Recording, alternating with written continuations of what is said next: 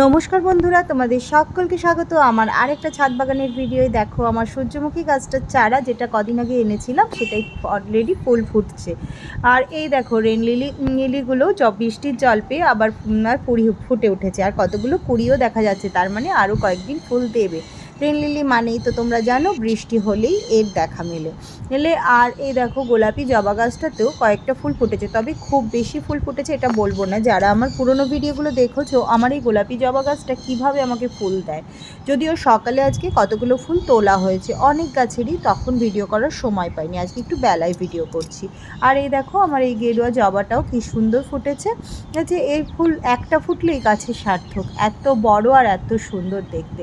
Allamanda গাছে দেখেছো কীভাবে ঝাঁক ঝাঁক ফুল ফুটেছে একেবারে, আরে এক ঝাঁক হলদে পরি। আমার তো খুব ভালো লাগে এই হলুদ হলুদ এত বড় বড় বড় ফুলগুলো আমার এত প্রিয় না, কি বলবো তোমাদের।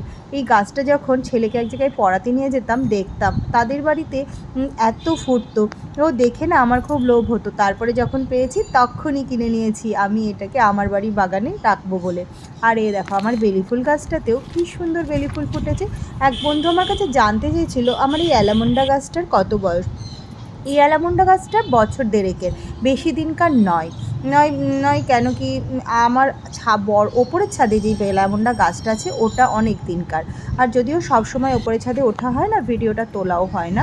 আর এই দেখো এটা আমার সাদা জবা গাছ, এই সাদা জবা গাছটাও 2 বছরের, আগের বছর ফুল দিয়েছিল, তারপর কেটে আবার সাইজ করে নেওয়া হয়েছিল, নইলে এই গাছগুলো তো খুব লম্বা হয়ে যায়।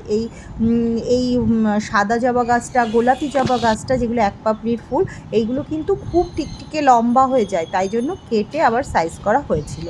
আর এই দেখো এটা হচ্ছে আমাদের কলকে ফুল গাছ, যেটাও আজকে অনেক ফুল দিয়েছে।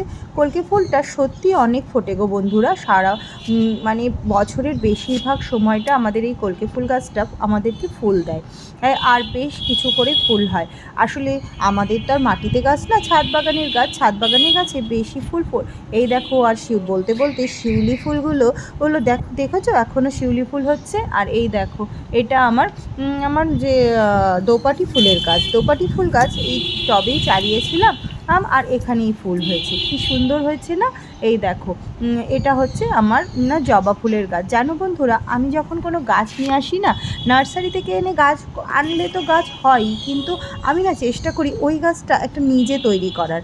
এটা আমার একটা অদ্ভুত ইচ্ছা বলতে পারো, অনেকেই করে যারা বাগান করে তাদের এটা আমি জানি, এটা অনেক বাগান করে তাদেরই এটা ব্যাপার।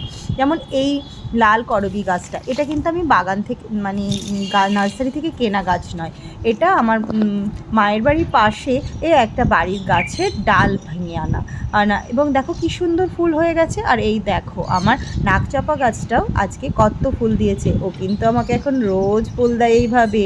আর এই দেখো এটা হচ্ছে আমার গোলাপি করবী ফুলের গাছটা। আশা করি তোমাদের সকলের ভালো লাগে আমার এই ছাদ বাগানের ভিডিওগুলো, কেন কি আমি তো অন্য কিছু না, ফুল দেখাই, ফুল